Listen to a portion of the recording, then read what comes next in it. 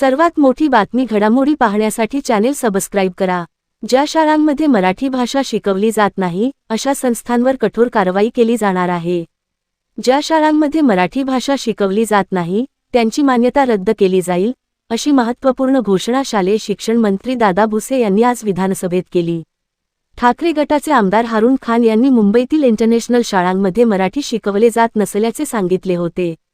तसेच अनेक इंटरनॅशनल शाळा मराठीला केवळ तिसरी भाषा म्हणून दुय्यम स्थान देत असल्याचेही त्यांनी सांगितले होते।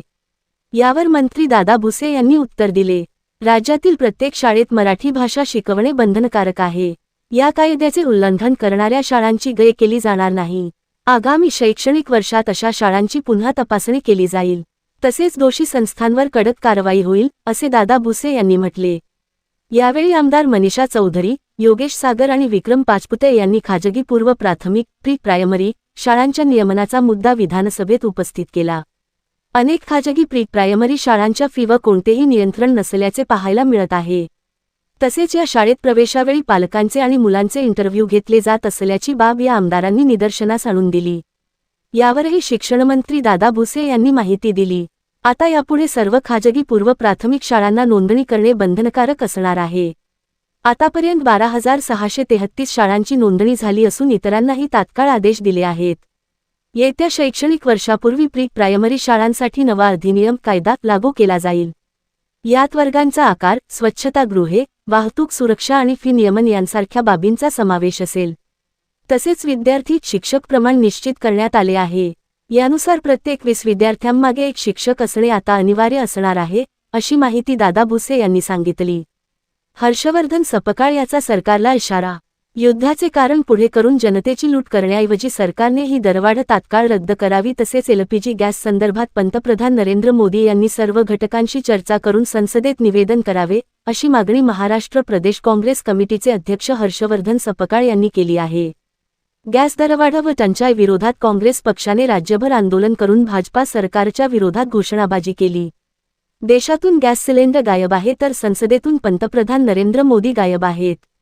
नरेंद्र मोदी डोनाल्ड ट्रम्पसमोर सरेंडर झाले आहेत, त्याची मोठी किंमत सामान्य माणसाला मोजावी लागत आहे।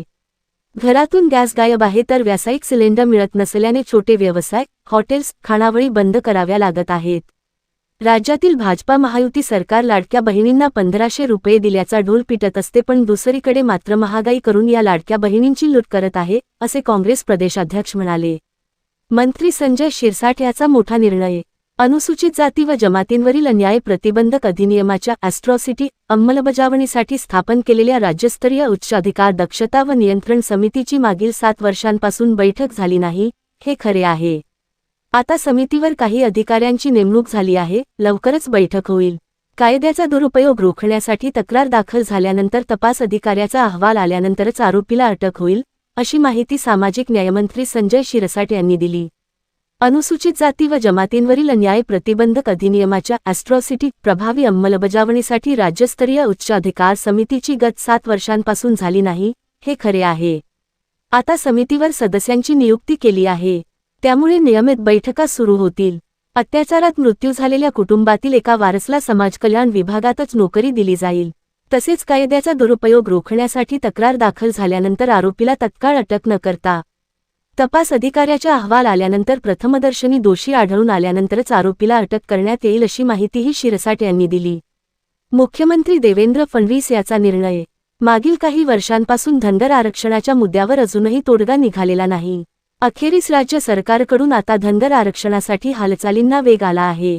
धनगर समाजाच्या आरक्षणाबाबत कायदेशीर तोडगा काढण्यासाठी धनगर समाजाच्या शिष्टमंडळासोबत राज्याच्या महाधिवक्ता यांच्यासोबत बैठकीचं तातडीनं आयोजन करण्यात येईल, जेणेकरून धनगर बांधवाच्या आरक्षणासंदर्भात कायदेशीर दिशा स्पष्ट होईल, असं मुख्यमंत्री देवेंद्र फडणवीस यांनी स्पष्ट केलं आहे। मुख्यमंत्री देवेंद्र फडणवीस यांच्या अध्यक्षतेखाली आज शुक्रवारी विधान भवनात धनगर समाजाच्या विविध मागण्यांसंदर्भात शिष्टमंडळासमवेत बैठक पार पडली। या बैठकीमध्ये धनगर आरक्षणासंदर्भात समाजाच्या शिष्टमंडळाच्या मागण्यांसंदर्भात चर्चा झाली। धनगर आरक्षणाबाबत कायदेशीर तोडगा काढण्यासाठी धनगर समाजाच्या शिष्टमंडळासोबत राज्याचे महाधिवक्ते यांच्यासोबत तातडीने बैठक आयोजित करण्यात येणार आहे। त्यामुळे धनगर बांधवांच्या आरक्षणासंदर्भात कायदेशीर दिशा स्पष्ट होईल, असं मुख्यमंत्री देवेंद्र फडणवीस यावेळी म्हणाले।